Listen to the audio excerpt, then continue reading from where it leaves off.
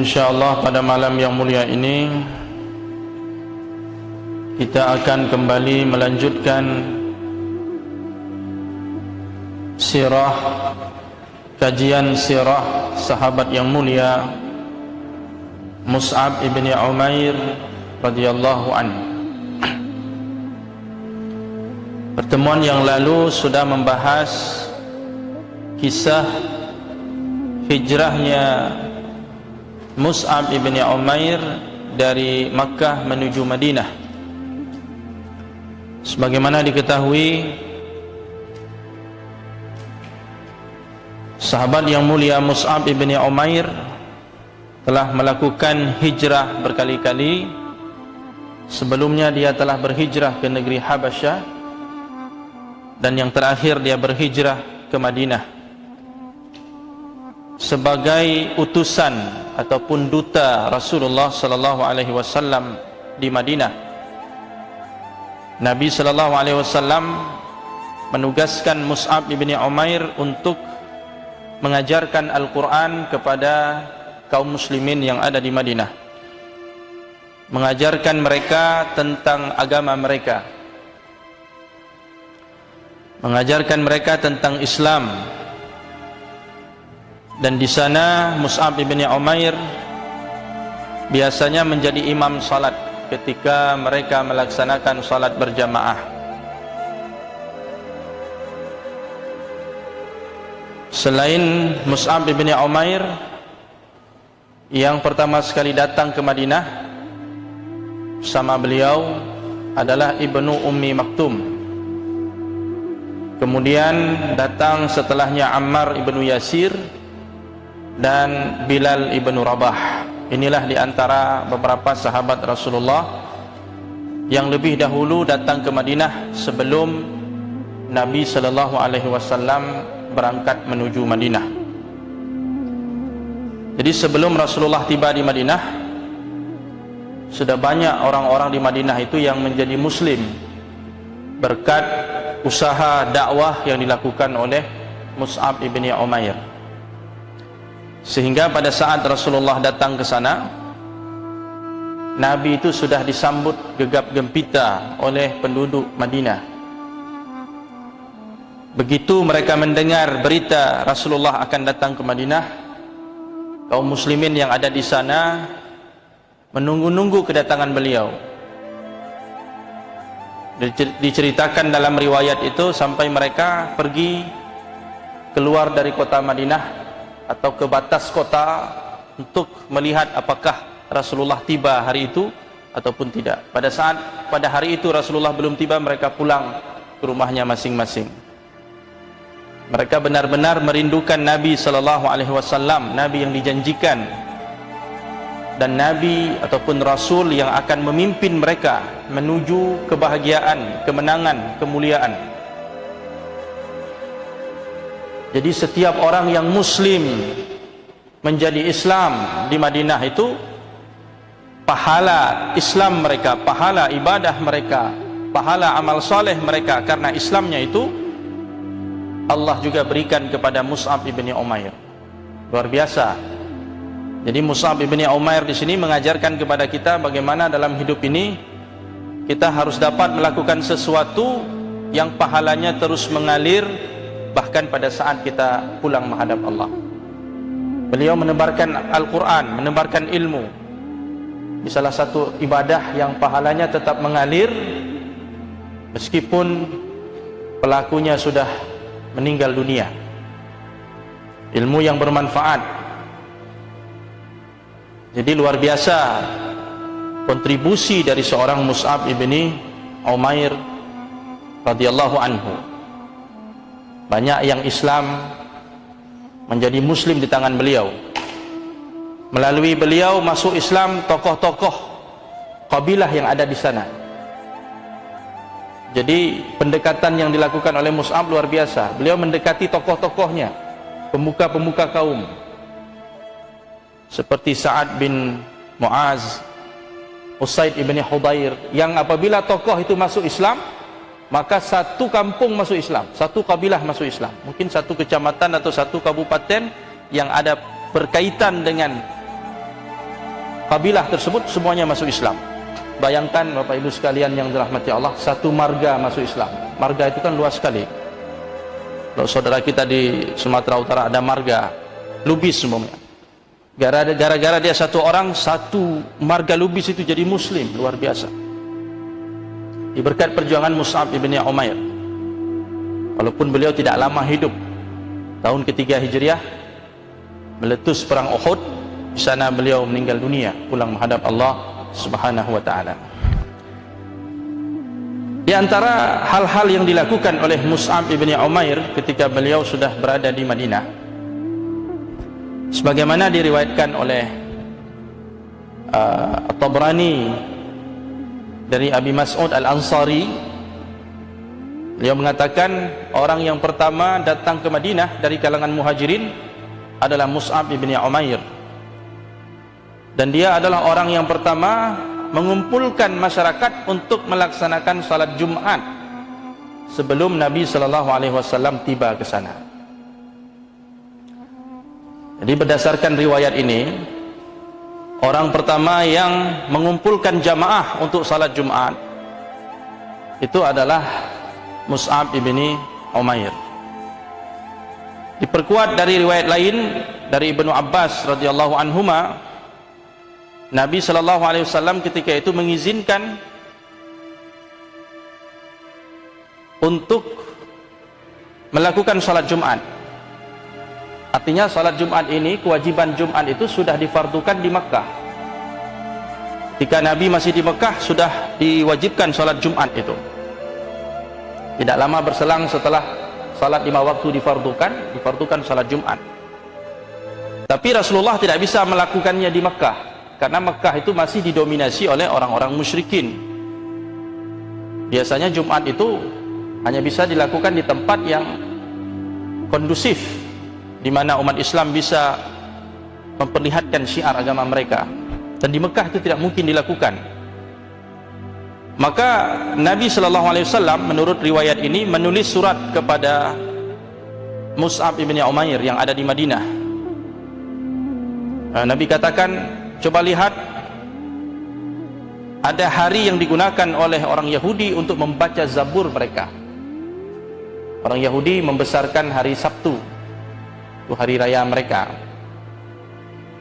Maka kumpulkanlah wanita-wanita kalian, anak-anak kalian, suruh berkumpul apabila matahari telah condong ke barat, matahari sudah tergelincir, artinya waktu salat zuhur itu, maka dekatkanlah diri kalian kepada Allah dengan melaksanakan 2 rakaat salat.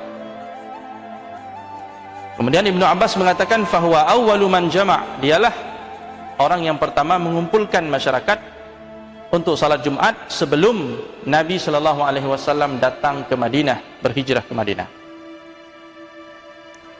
Dikumpulkanlah masyarakat untuk salat Jumat ketika matahari sudah tergelincir, dan pelaksanaannya terang-terangan, tidak ada yang disembunyikan. Jadi kondisi di Madinah berbeda dengan kondisi di Mekah.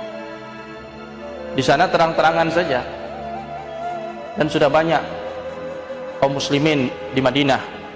Komunitas muslim sudah lumayan besar di sana, dan itu dilakukan di rumah Sa'ad ibni Khaythamah. Jumlah mereka waktu itu 12 orang, dan setelah salat Jumat mereka makan-makan, menyembelih seekor kambing. Jadi 12 orang makan 1 ekor kambing. Jadi berdasarkan riwayat ini, makanya ada pendapat di dalam fikih Islam, salat Jumat itu sah kalau dilakukan 12 orang. Jumlah minimal salat Jumat 12 orang berdasarkan riwayat ini. Walaupun para ulama kemudian menilai hadis ini dhaif, lemah. Ada riwayat lain, ya, ada riwayat lain dari Abdurrahman ibni Ka'ab ibni Malik. Ka'ab bin Malik ini sahabat Rasulullah, punya anak namanya Abdurrahman. Abdurrahman ini sering mengantarkan orang tuanya ke masjid, memapah orang tuanya untuk ke masjid, karena Ka'ab bin Malik ketika sudah tua, dia tidak bisa lagi melihat, dipapah, dipandu oleh putranya. Abdurrahman mengatakan, ayahku apabila pergi ke masjid untuk salat Jumat, ketika dia mendengar azan, ayahku senantiasa beristighfar untuk Abu Umamah. Abu Umamah ini nama aslinya As'ad ibni Zurarah. Jadi ada pendapat mengatakan orang pertama sekali yang melaksanakan Jumat di Madinah itu adalah As'ad bin Zurarah, bukan Mus'ab bin Umair, tapi As'ad bin Zurarah. Berdasarkan riwayat ini, riwayat yang pertama tadi Mus'ab bin Umair, berdasarkan riwayat ini As'ad ibni Zurarah. Jadi ayahku setiap kali mendengar azan Jumat, beliau beristighfar, mohon ampun untuk Abu Umamah, untuk sahabat Rasulullah yang bernama Abu Umamah atau As'ad ibni Zurarah. Kenapa? Karena dialah orang yang pertama sekali melaksanakan salat Jumat di Madinah, di sebuah tempat yang bernama Naqi'ul Khadamat, dan jumlah kaum muslimin ketika itu 40 orang. Makanya dalam mazhab Syafi'i, mazhab Malik, dan salah satu pendapat dalam mazhab Ahmad mengatakan jumlah jamaah untuk sahnya Jumat itu harus ada 40 orang. Mungkin dari sana sumbernya. Dan riwayat ini dinyatakan hasan oleh Ibnu Hajar, jadi hadisnya kuat. Dinyatakan hasan oleh Ibnu Hajar, diriwayatkan oleh Abu Daud dan lain-lain. Namun para ulama kemudian mengumpulkan antara dua riwayat ini. Kalau memang hadis yang pertama tadi sahih atau kuat, setidaknya hasan, maka tidak ada pertentangan di antara riwayat yang mengatakan orang pertama yang melaksanakan Jumat Mus'ab bin Umair dengan riwayat yang mengatakan As'ad bin Zurarah orang pertama yang melaksanakan Jumat. Kenapa tidak bertentangan? Karena ketika salat Jumat itu dilakukan, yang menjadi imam itu adalah Mus'ab bin Umair. Imamnya Mus'ab bin Umair tetap, itu tidak dipungkiri. Bahkan dalam pelaksanaan salat-salat 5 waktu pun Mus'ab bin Umair menjadi imam. Bagi yang mengatakan orang pertama yang melaksanakan Jumat adalah Mus'ab bin Umair karena melihat siapa imamnya. Oh, imamnya Mus'ab bin Umair, maka dialah orang yang pertama yang melaksanakan Jumat.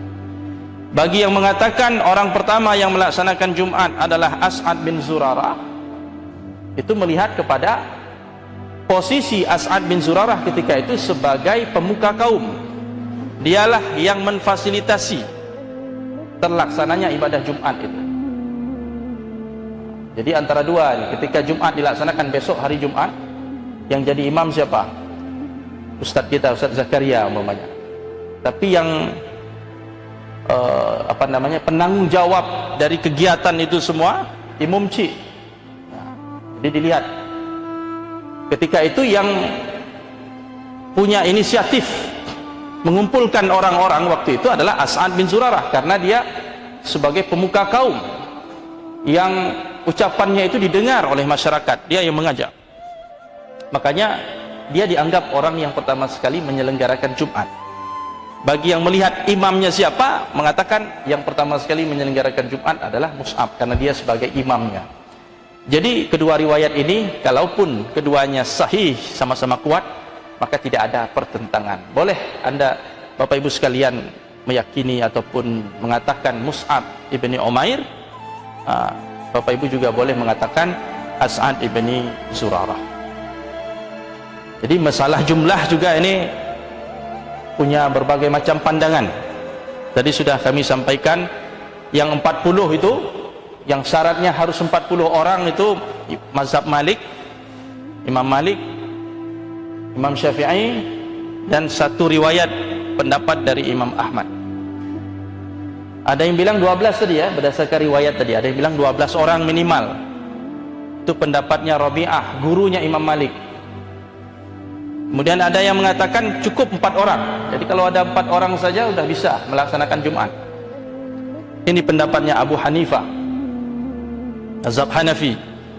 Bahkan ada yang berpendapat 3 orang sudah cukup. 3 orang pun cukup. Ada 3 orang bisa dilaksanakan Jumat. Ini pendapatnya Auza'i. Dan ini salah satu riwayat atau pendapat dari Imam Ahmad. Ada 2 pendapat dari beliau. Dan inilah pendapat yang dipilih oleh Syekhul Islam Ibn Taimiyah. 3 sudah cukup untuk terlaksananya sebuah ibadah Jumat. Tapi alhamdulillah di masjid kita Tidak pernah ada kejadian 3 orang, 12 saja tidak pernah. 40 lebih bahkan, ya. Jadi ini terpulang kepada masalah khilafiyah, perbedaan pendapat para ulama di dalam mengambil satu kesimpulan hukum berdasarkan nas, berdasarkan riwayat-riwayat yang ada. Meskipun jumlah yang terjadi pada saat itu tidak bisa sepenuhnya dijadikan sebagai dalil. Hanya gara-gara waktu itu 40 orang lantas dibuatlah syarat harus 40 orang. Tidak semata-mata demikian. Karena itu adalah kejadian yang mungkin terjadi secara kebetulan. Kebetulan yang hadir waktu itu 40 orang. Kalau seandainya yang hadir 50 orang, mungkin akan ada pendapat minimal 50 orang dan sebagainya. Kaum muslimin yang dirahmati Allah Subhanahu wa taala. Jadi ibadah salat Jumat itu sudah dilaksanakan oleh kaum muslimin sebelum Nabi tiba di kota Madinah. Siapa yang menginisiasi ini semua? Salah satunya adalah Mus'ab ibni Umair. Dialah menjadi pelopor di dalam pelaksanaan ini setelah mendapatkan izin tentunya dari Nabi sallallahu alaihi wasallam. Jadi sebenarnya Jumat ini kalau zaman jahiliyah itu disebut dengan Yaumul Arubah, nama lain dari hari Jumat, Yaumul Arubah. Arubah itu artinya rahmah, hari rahmat. Dan sebenarnya orang-orang Quraisy sejak zaman dahulu sudah berkumpul pada hari itu, hari Arubah itu, hari Jumat. Mereka berkumpul mendengarkan nasihat, pesan-pesan. Mungkin layaknya seperti kita, walaupun mungkin tidak ada salat dan sebagainya seperti yang kita laksanakan. Setidaknya mereka sudah berkumpul pada hari itu, mendengarkan nasihat-nasihat, pesan-pesan.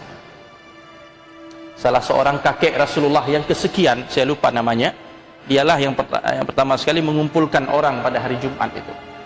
Namun waktu itu namanya bukan Jumat, Yaumul Arubah. Siapa yang memberi nama Jumat?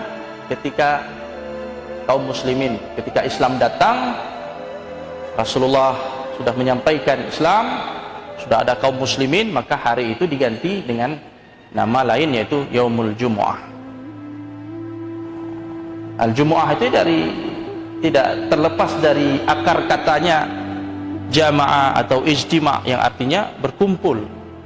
Karena memang sesuai dengan namanya, sesuai dengan kegiatan yang dilaksanakan pada hari itu, di mana kaum muslimin berkumpul melaksanakan ibadah kepada Allah Subhanahu wa taala.